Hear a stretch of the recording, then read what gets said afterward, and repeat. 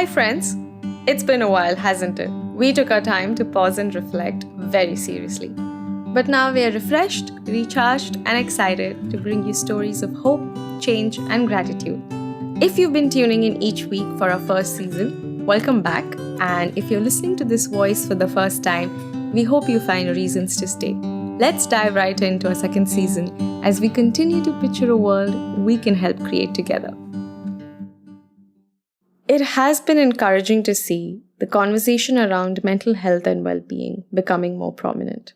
Today, we're speaking with Akanksha Chandele, who founded I AM Wellbeing to nurture positive, trauma-informed care in a group often left out of this conversation: the children in need of care and protection, regardless of the 5 Ws and 1 H of their circumstances. I AM Wellbeing is helping create a compassionate and trauma-sensitive ecosystem. And in doing so, their team believes that every child deserves access to protective factors. To widen this impact, I AM Wellbeing has honed a multidisciplinary and dynamic team of counselors, clinical psychologists, trainers, and professionals from allied sciences. So let's hear more. I think I Am Wellbeing came out of this need of mine to actually work for children who are from extremely disadvantaged communities.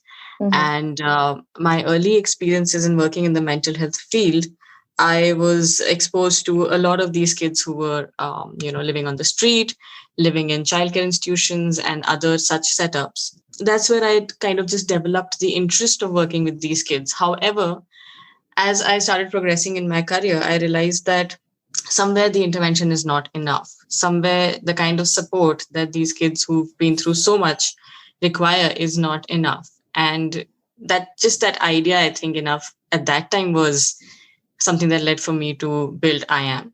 And everything that happened, of course, was over years of working together with a lot of people. But the beginning is sort of that. In your journey so far, in the years that you've been with I AM Wellbeing, and also how you've grown, what kind of a role are you playing in making sure that the children who come from adverse backgrounds are being nurtured and their mental health is being nurtured? So I think in that journey, what we are doing is, one is, it's very important for us to understand that when one goes through childhood trauma and adverse experiences, it actually it changes the way their brain is wired. To put it in a simple way, as human beings, we are wired. We are supposed to be wired for connection, but these experiences kind of wire us for protection. What that means is being constantly, on guard, being constantly non-trusting of other people, constantly trying to, sort of escape from situations. And so that's where it starts. And so the first thing that we do, and the first thing that should be done in this case, is to sort of provide healing to that which has in a way altered the way that they should have been developing in the first place. So what we do is we provide intensive training to sort of heal them from these wounds early on that they have gone through. That's one. The other thing that we're trying to do is to create an ecosystem wherein the adults around these children are able to understand that it's not the anger, it's not the faulty behavior, so called. It's actually hurt. It's actually a lot of pain that's behind all of this anger. So for that, of course, we are trying to create that kind of awareness for in caregivers, in social workers, and educators, to be able to understand what trauma-informed care is. What is it that the child has gone through? What are they experiencing? And how can we create that ecosystem that is more nurturing? So in doing so, and in providing this trauma-informed care, what kind of barriers have you faced so far? Let's not call it barriers. The kind of situations which have made you really want to push this further and push this harder, try and raise the awareness as fast as possible. I think, like I said, one of the biggest things is that we see the behavior, we see what's going wrong, and we try to address that. Like, we see a child getting angry and stealing and running away and hitting other children. But we are unable to see as to why. Why is that child doing that? Hmm. And that can actually be explained through the awareness of trauma, through the awareness of how adverse childhood experiences shape these children in a way that is their go-to response. They will not be trusting adults, so they will fight back, or they Mhm. would want to run away. That being one, that lack of awareness, so to speak, while the Mhm. intent is there to support these children, the other is lack of training. I think even in educational institutions that teach working with children and that teach psychology, there Mhm. is still a gap of we are not studying about trauma. We are not studying about what causes that anger outburst, what causes that conduct issue. And so I think that's one of the biggest, so to say, reasons for us to kind of push even further, that you have Mhm. to understand what is Mhm. going on behind all of that anger. Yeah. Yeah, I think, yeah, that's very important. And something that we'd also spoken earlier is that children are often left out of this conversation. And I mean, it's great that the conversation on mental health is becoming more prominent, but I think it's not as inclusive as it can be. It's good to know that there are practices and there are ways and there are protective factors which can help children be not only nurture, but also guide them in this process and create that ecosystem with them. So, I know that there is some great research that's being done around providing trauma informed care, and your work is also grounded based on this. So, could you talk a little bit more about the importance of research to evolve even further and how it has guided your work? Right. There is, in fact, adverse childhood experiences. I think that term and that research is one of the biggest studies of how childhood trauma and adverse experiences have an impact, have a long term, even lifelong impact on people who have gone through that. Mm-hmm. And that is, I think the term was coined back in 95, and we are still kind of getting used to that. Mm-hmm. So that research itself says that, adverse experiences like abuse, neglect, household dysfunction, domestic violence, all of these and more, um, they can actually be numbered as Mm-hmm. each adverse childhood experience. And the higher the number, the greater is the impact. So, a child having four or more adverse childhood experiences has maybe 11 times more likelihood of getting into substance use and abuse, have underage sex, to indulge in more violent behavior and subsequently, criminal behavior and maybe Mm-hmm. ideas of self harm and all of those things. Not just that, the research also showed us that it can have very strong physical health, physical health issues, Yeah. and the likelihood of developing heart diseases, lung diseases, it increases manyfold, Mm. to an extent that a greater number of ACs can actually reduce your lifespan up to 20 years. And this is all research. And when you look at it, I think ACEs is the term that said that, adverse childhood experiences and childhood trauma is like a hidden epidemic that the entire world is suffering from. Yeah. But yeah, so that's largely what we've based our interventions on as well. Mm-hmm. And of course, hoping that it's something best practices that are going on outside, that we can see and adapt to our Indian cultural context, I Yeah. think is something that we also want to work towards. Great. And I know that this is just something that I often think about, and I also wonder that if we were able to bring all this research to light and make it just more accessible, in terms of sharing and in terms of informing, because right now research and also the research community, they are quite protective of what they're doing, and they are very while it's all very good work, how do you think research, especially in the context that we are talking about today, can be made more accessible and more shareable so that this message that we want our listeners to take away can be Mhm. amplified further? I think this is just my idea around it, but Hmm. just the way mental health has it's taken off. I think this pandemic has suddenly put a lot of light on Yeah. mental well-being. um, One is something similar that people start actually talking about it, but the Hmm. other would really be relevant if it's included in the academics. I Yeah. think all severe subjects that talk about human development, that talk about working with human beings, they should know of the concept of trauma informed care, of looking at things through trauma. Because like, this is something I strongly believe in, that it's not complete healthcare if it's not trauma informed. So wherever you're working with humans, it has to have that lens. So maybe academics would have a large role to play in this if it's included over there. And this is just something that, I can sort of think of. But I yeah. think I think that's a good start. I think that's a very good start. And now that our education policy is also evolving and changing as per the development, I think this should definitely be considered. We have reached the level where we're talking about high order skills and capacities. So hopefully, in the next few years, we'll have trauma informed care also. We often talk about the importance of pausing and thinking. Now, just pause to think about your childhood experiences. How do they make you feel? Each one of us will have different flashes of memories, but what is important to note here is that they make us feel something. They trigger an involuntary emotion. Now, what might that look like for someone who has been exposed to adverse experiences while growing up? Doesn't it become all the more important to build an ecosystem of care for them early on in their childhood? A safe space that helps in mitigating the impact of traumatic events?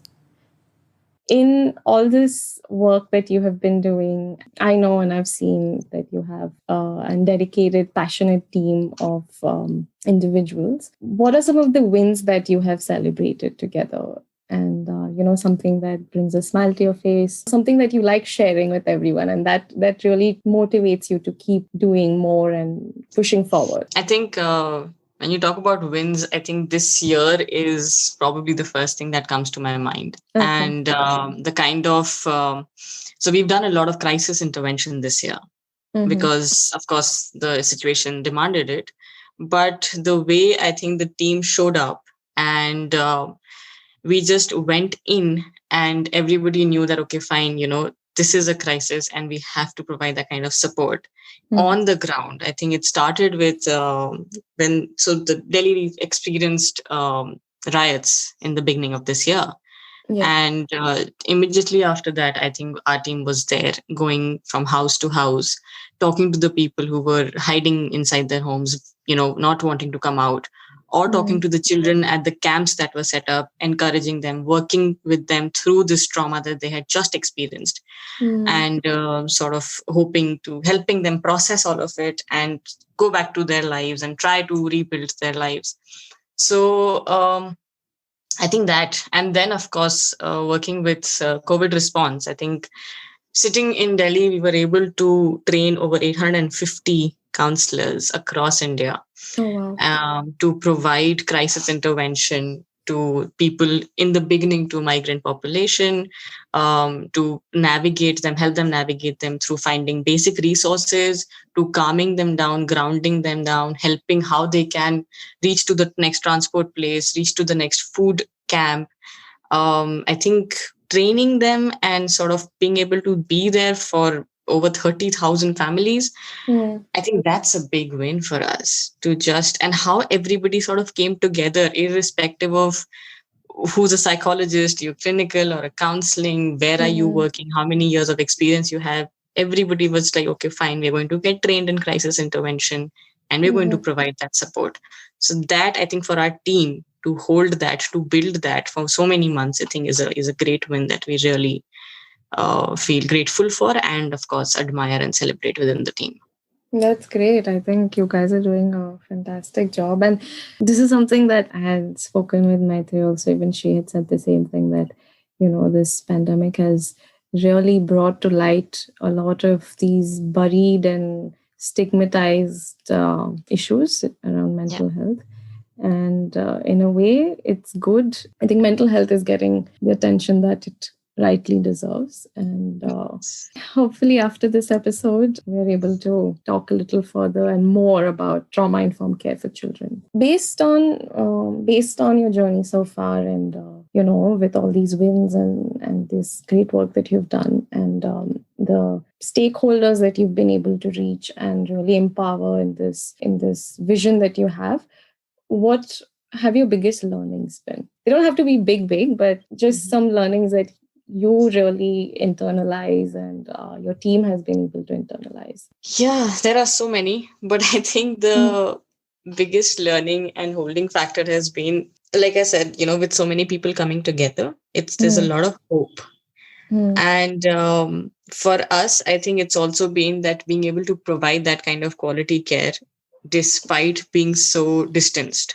Right. I think the whole online adaptation of our entire program and all of our programs that we've been able to transfer them into an online medium, we've realized that location is no longer a limitation.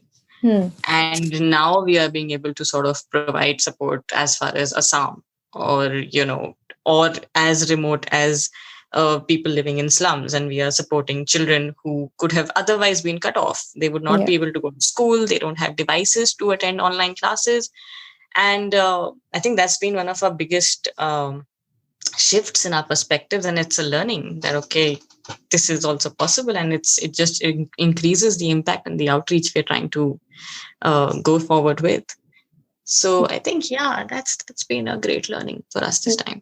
This is something that's come up in every conversation, that technology has really, really taken down all barriers and unleashed all these unseen possibilities. So it's good to know that every sector is experiencing that, benefit. Another learning, sorry, I just realized, is that as the mental health conversation is growing, we've understood that a lot of people are wanting to address.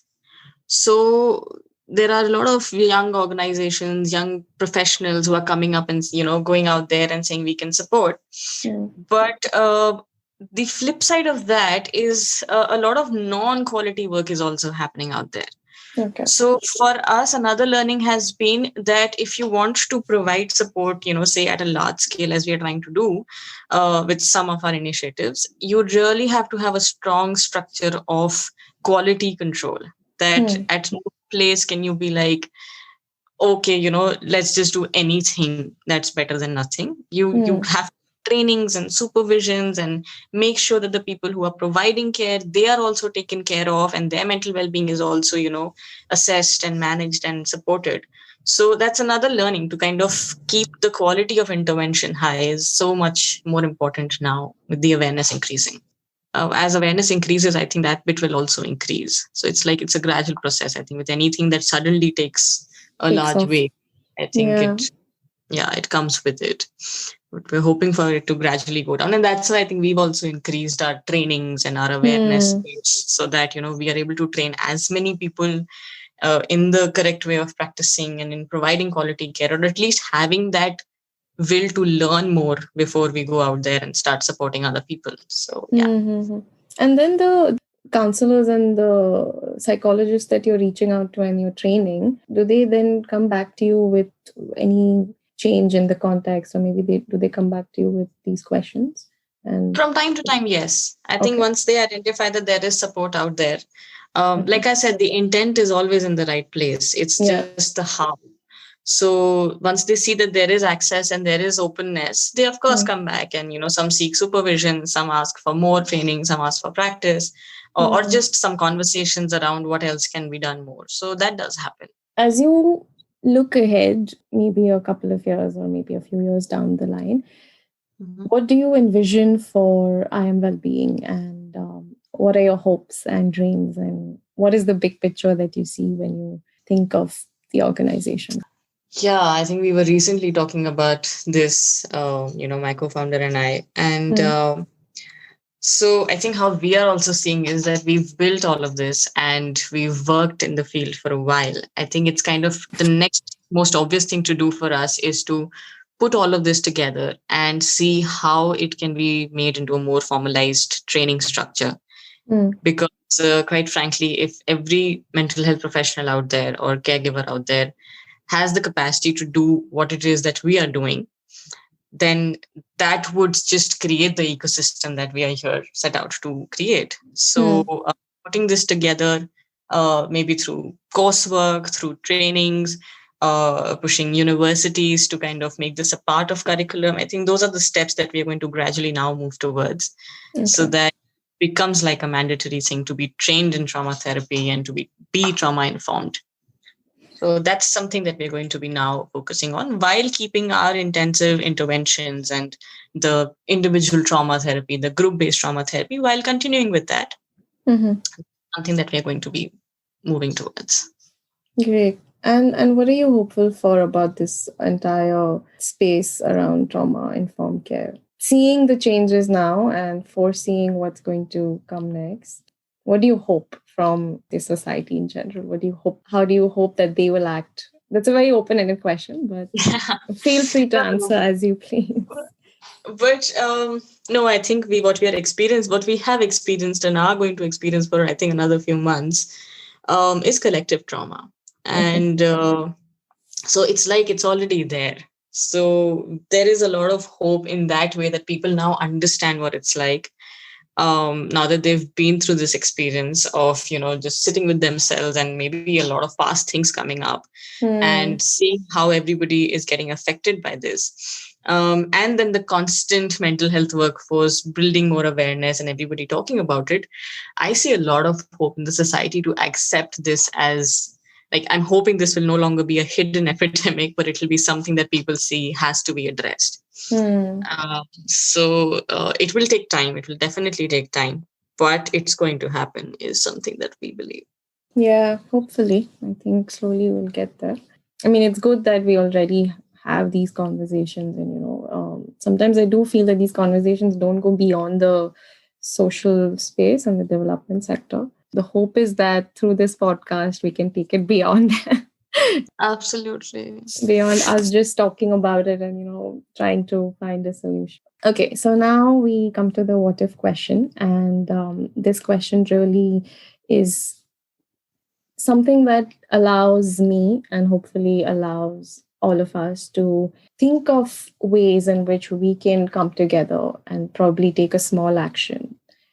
That could just be a conversation with a friend or a family, or sharing something related to trauma informed care. So just these small actions which will help spark that conversation. So the question is, what if we could make trauma sensitive ecosystem accessible to all children? So the context, of course, is that not all children have the support, and some of them do come from adverse backgrounds where they are perhaps economically challenged. So if we're able to make this trauma sensitive ecosystem accessible to all children, how will it help in ensuring that we are raising well adjusted citizens who are positively contributing to the society?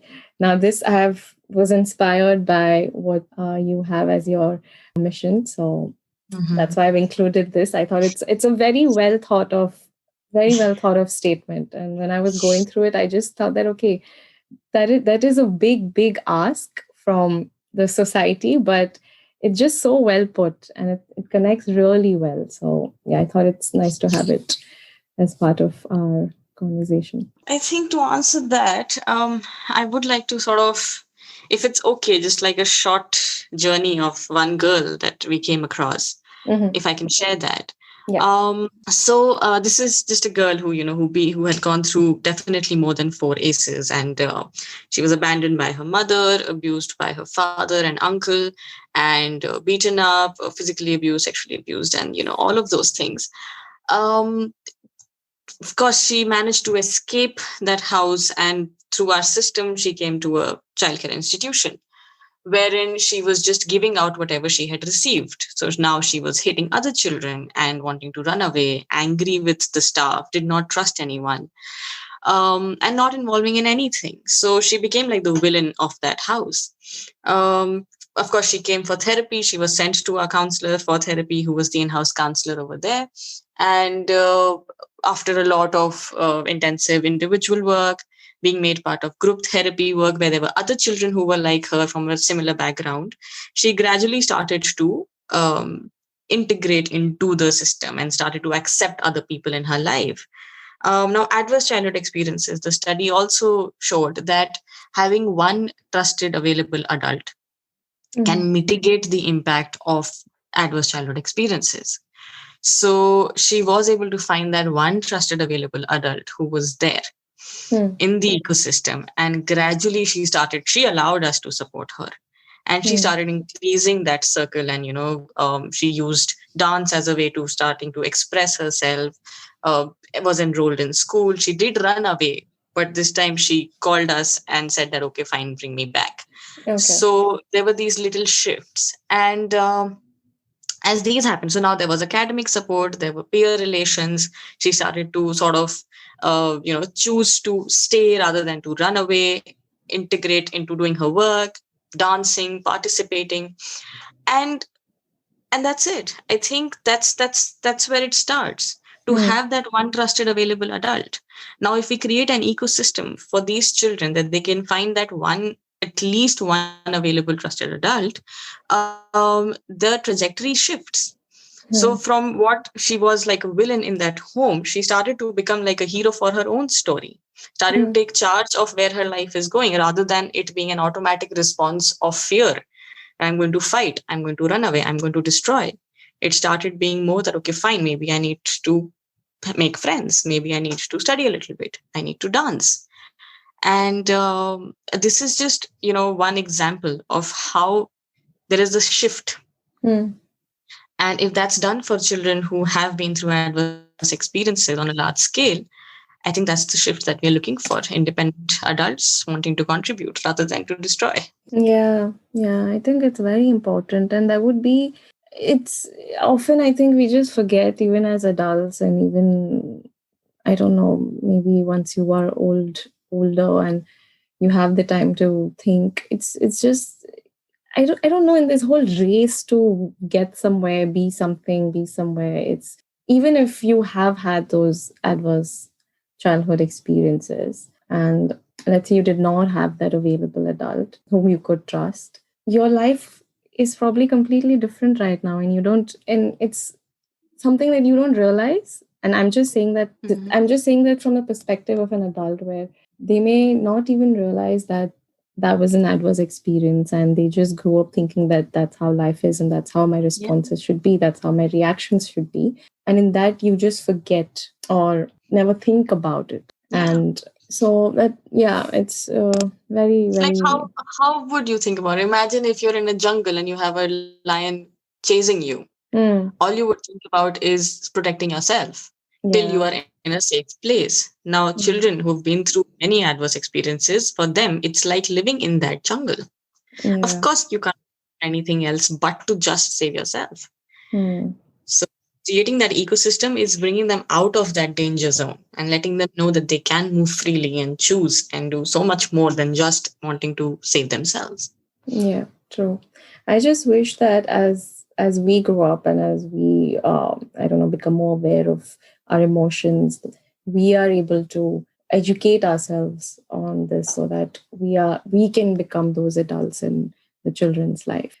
I also like to include a question about gratitude. I believe that it's something that keeps all of us grounded, the practice of being grateful for something or someone, or just anything in your life. So, Wow, so many things. But I think most importantly, the protective factors in my life, mm, the trusted available adults that I had while growing up mm, and still do, I think around me. That is definitely one strong point that keeps me grounded and grateful. uh-huh, Um, and I think now, if you'll ask me, is, people that I'm connected to, my team that is, supporting the entire organization to sort of build what we are envisioning to do. My therapist. So I'm mm, just grateful to the connections that I've built over these years and trying to maintain, mm. and which has been both therapeutic and supportive. And yeah, that's what I'm grateful for. If you've had an available, trusting adult in your life, perhaps today is the day to be grateful for them. It is also the day to think about those who do not have such protective factors in their lives and why it becomes so much more important for all healthcare to be trauma-informed. As humans, we hope to coexist in harmonious relationships. So let's work towards that with more awareness, kindness, and empathy. That's all from us in today's episode. If you know someone who will benefit from our conversation today, do share this episode with them. It is the best way to grow our community of change makers. Also check out what Akanksha and her team are up to on their website or their social channels. All links will be in your episode notes. And as always, feel free to write to us your thoughts, any relatable experiences, or just come say hi on Twitter, Facebook, or Instagram. We look forward to getting to know you. Our gratitude game is going strong, and we hope yours is too. No worries if not. The best part is you can start today. Until next time, take care and stay safe.